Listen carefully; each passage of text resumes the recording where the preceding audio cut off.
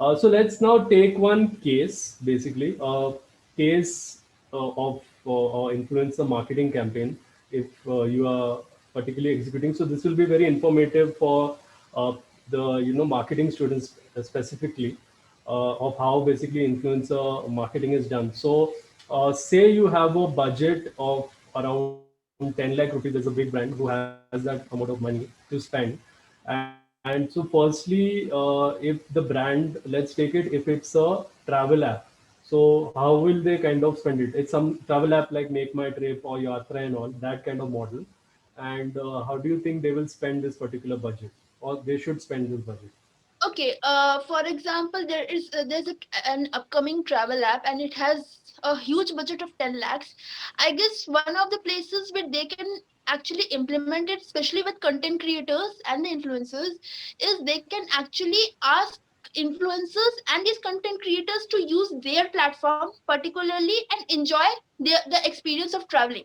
See, for this also, whatever app or whatever website is coming out, they have to like target the influencers who are in this traveling niche, who basically go from one place to another. For example, I guess there are a lot of influencers who are going from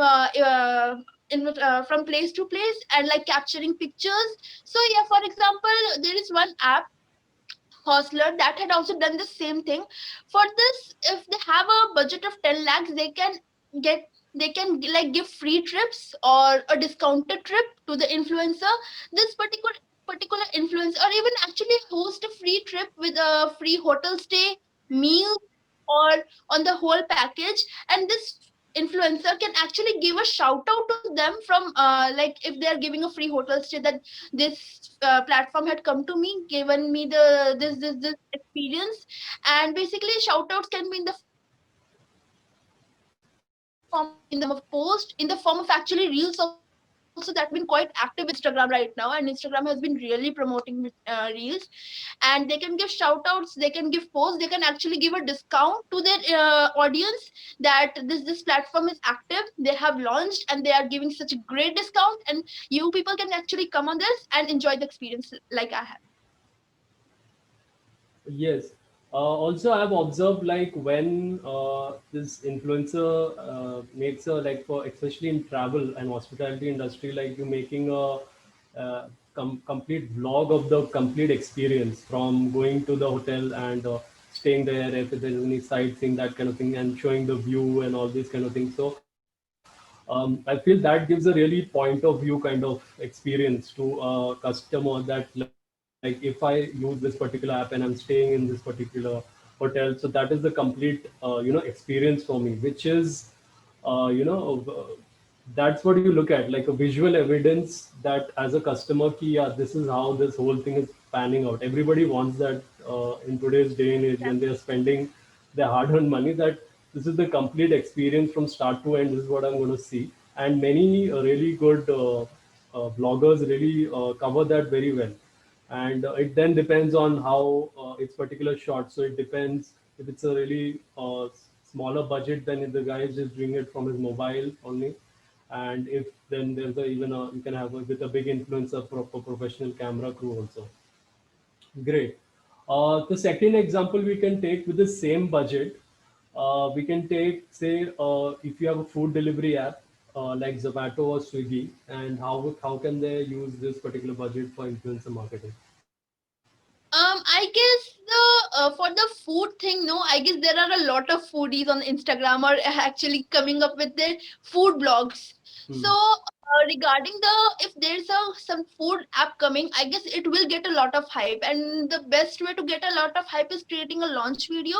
And for that launch video, if the budget is so large, they can actually get in even the celebrity influencers on the market. For example, not giving the example of food blog, I'm just giving a small example that maybe had done with Carrie Minati, Bhuvan Bam, mostly sane. So the same can be done for even the food blogs also. They can give a discount. I am not actually talking if the budget is 10 lakhs. I'm not actually talking of a small discount. If it's the launching of the app, they can actually give a huge discount, like 50% off on the first order that you make, and 50% off on the influencers code that you do.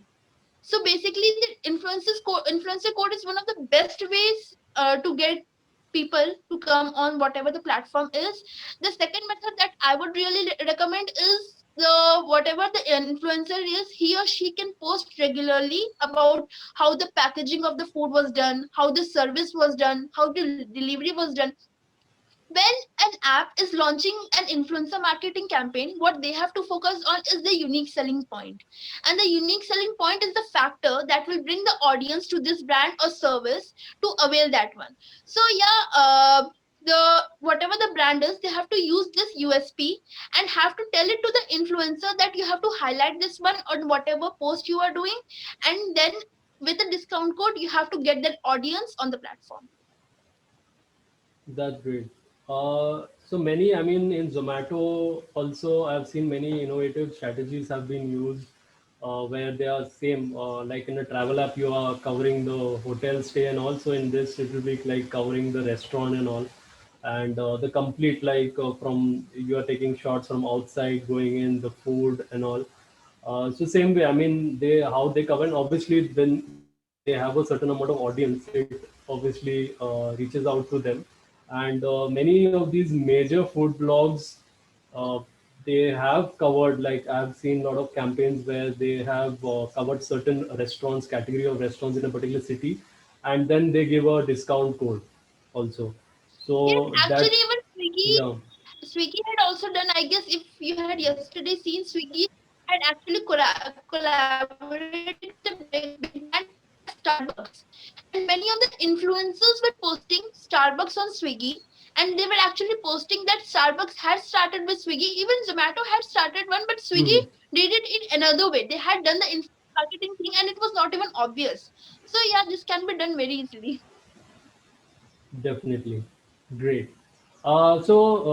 Next question is like kind of the what really these influencers or aspiring influencers or influencers who are coming up, they have that particular obviously doubt, because it is a very a lot of time and effort goes into making being an influencer uh, of some, who's giving some value. So how do you think they can become more brand friendly now? Because what happens with being an influencer and popularity is the content that you are giving, which is connecting with an audience, and also regularity. If it's not regular, then the algorithms work like that. You don't really get that following doesn't come up and all.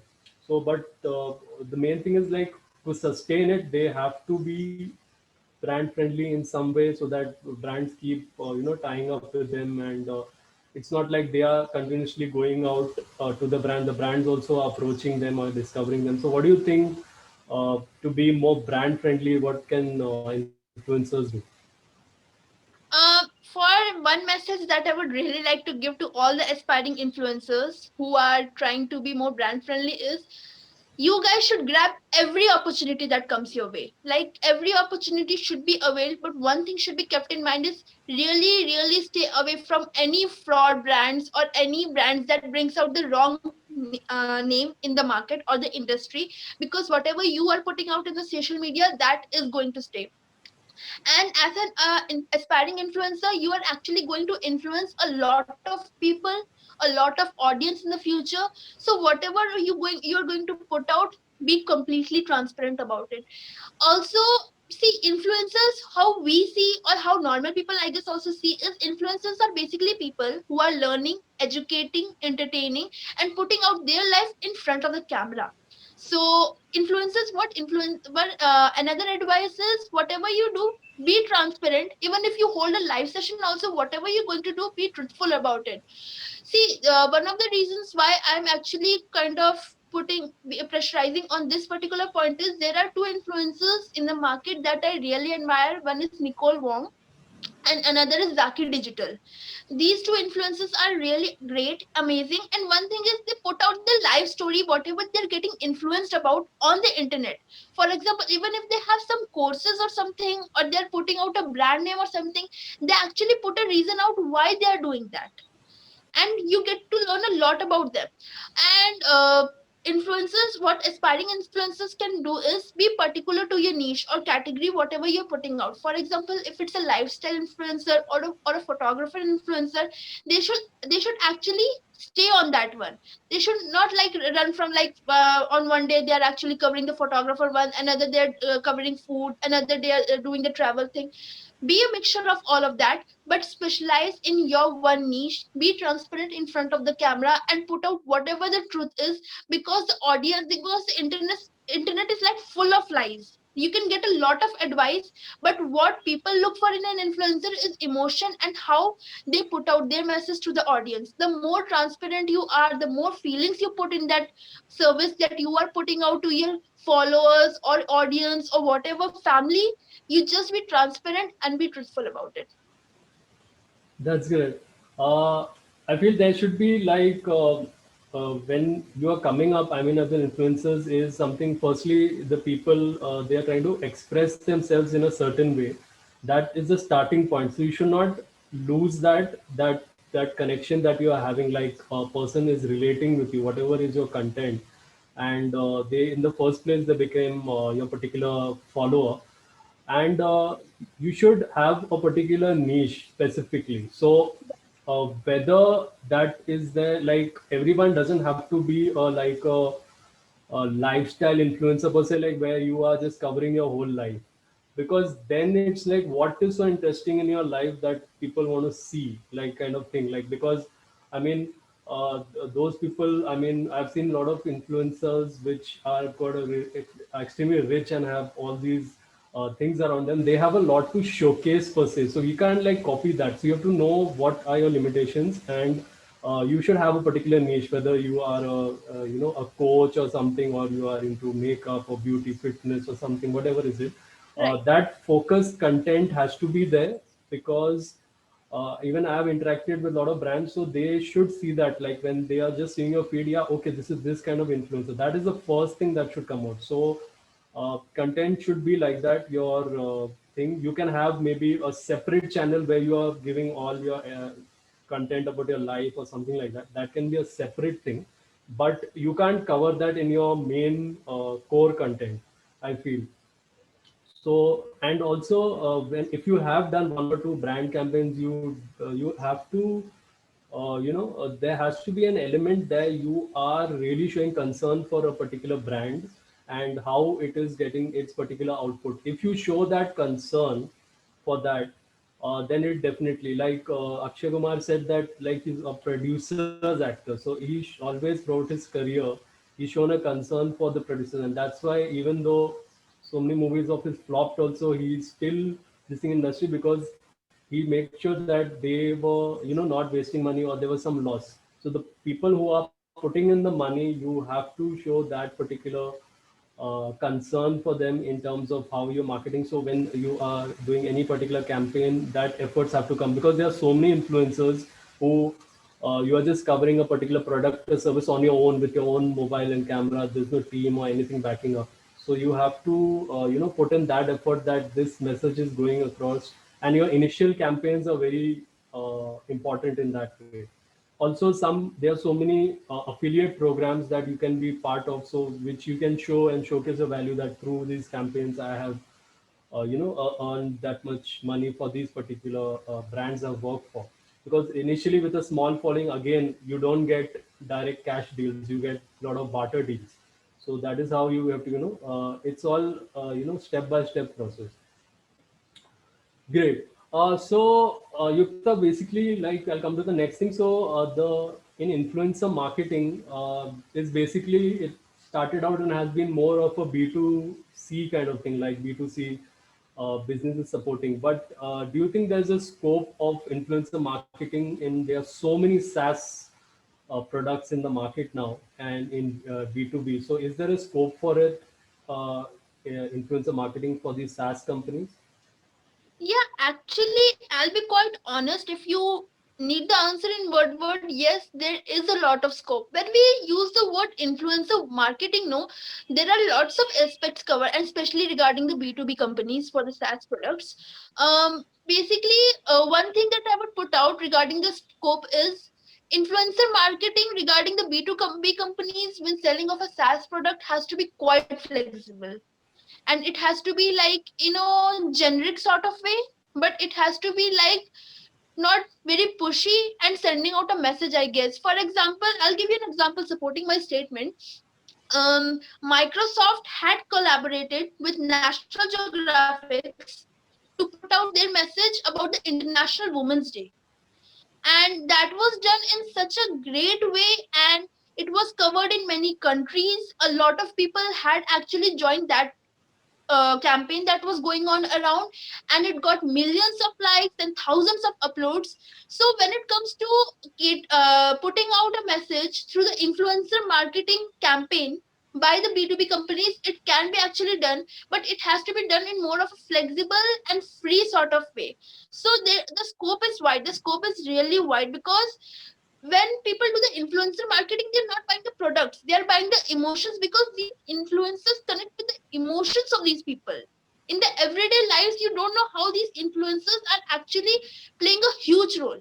So yes, the B2B companies and the B2C companies has been quite like famous with this, but the B2B companies can also be like great with influencer marketing.